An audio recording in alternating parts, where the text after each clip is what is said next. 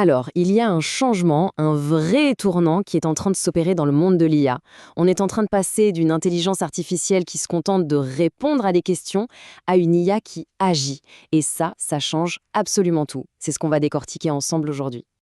Et cette phrase, elle ne vient pas de n'importe qui, hein.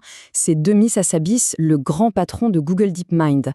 Quand il dit ça, ce n'est pas juste une petite prédiction. Non, ça nous dit que le sujet est brûlant. On ne parle pas d'un futur lointain, mais d'une réalité qui est déjà à notre porte, prête à tout changer. Et attention, on est déjà plus dans la théorie. Ce chiffre, plus de 60%, c'est du concret. C'est l'amélioration de l'efficacité que des entreprises, des vraies, voient en ce moment même, en utilisant des agents IA pour automatiser leurs opérations. C'est un gain de productivité qui est non seulement réel, mais massif. Voilà, c'est vraiment là que le changement s'opère. Pensez-y une seconde. Jusqu'à maintenant, l'IA générative, c'était surtout des chatbots. Sympa, ça discute, mais ça reste passif. La vraie révolution, le game changer, c'est ce passage à une IA qui devient active. Une IA qu'on appelle agentique, c'est-à-dire capable d'agir toute seule. Ok, donc si ce n'est pas juste un super chatbot, qu'est-ce que c'est au juste un agent IA? C'est une bonne question. Allez, on va définir ça clairement. Alors concrètement, qu'est-ce que ça implique? Il y a 3 mots à retenir, vraiment. Le premier, c'est objectif, le deuxième, décision, et le plus important de tous, autonome. Un agent IA ne reste pas les bras croisés à attendre qu'on lui dise quoi faire. Non, il a une mission, un but, et il va prendre lui-même les initiatives pour y arriver. On se souvient de l'opérateur dans le film Matrix, eh bien, l'analogie est parfaite. C'est exactement ça. Ce n'est plus un assistant qui donne juste une info. C'est un assistant qui fait des choses dans le monde numérique pour quelqu'un. Il peut réserver un billet d'avion, faire un achat en ligne. Bref, il devient un véritable agent à son service. Et c'est en regardant cette comparaison que tout devient hyper clair. D'un côté, on a l'automatisation à l'ancienne, très rigide, basée sur des règles simples du type « c'est ceci, alors cela ». De l'autre, on a les agents IA. Et là, on change de dimension.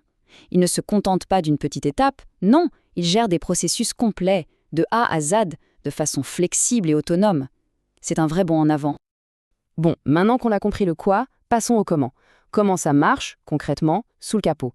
Qu'est-ce qui leur permet d'être aussi autonomes? En fait, pour qu'un agent fonctionne, il faut 3 ingrédients clés. C'est un peu sa recette secrète. D'abord, la planification. L'agent est capable de prendre un gros objectif et de le découper en petites tâches gérables. Ensuite, la mémoire. Super important, ça lui permet de se souvenir des conversations passées, d'apprendre et de garder le contexte. Et enfin, les outils. On peut voir ça comme ses mains et ses bras numériques.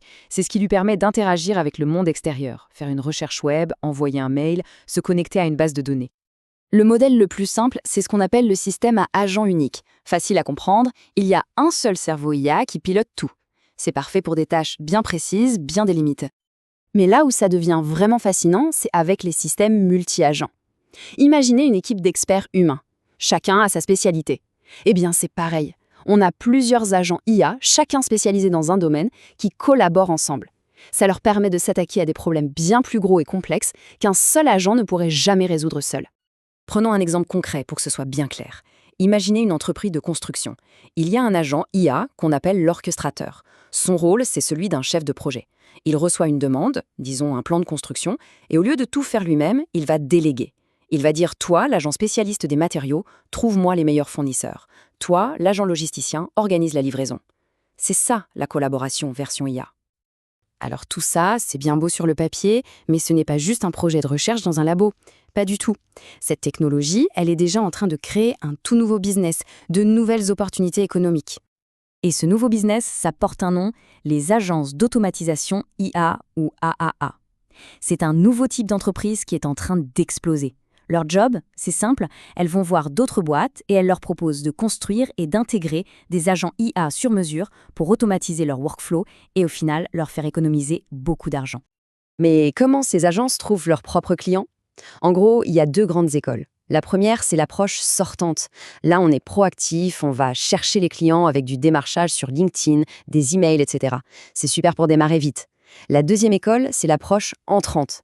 Là, l'idée, c'est de créer du contenu de qualité, des études de cas, des tutos, pour que les clients viennent d'eux-mêmes. C'est une stratégie plus long terme, mais souvent plus solide. Et question argent, comment ça se passe? C'est assez classique en fait. On trouve 3 modèles principaux. Soit des frais d'installation uniques, on paye une fois et c'est tout. Soit un abonnement mensuel, souvent pour la maintenance et les mises à jour, soit, et c'est très courant, un modèle hybride qui mélange un peu les deux. Mais est-ce que ça marche vraiment? Regardez ce chiffre, 5x. Ça, c'est l'augmentation du taux de réponse qu'a obtenu une boîte qui a utilisé un agent IA pour sa prospection. Multiplié par 5. Ça montre bien que quand l'automatisation est faite intelligemment, la valeur ajoutée pour le business peut être juste énorme. Ok, on a vu le présent, mais maintenant, projetons-nous un peu. C'est quoi la suite? Où est-ce que cette technologie va nous emmener? Et la grande question, bien sûr, quel impact ça va avoir sur le futur du travail? Et ça, c'est peut-être l'idée la plus importante de toute cette analyse.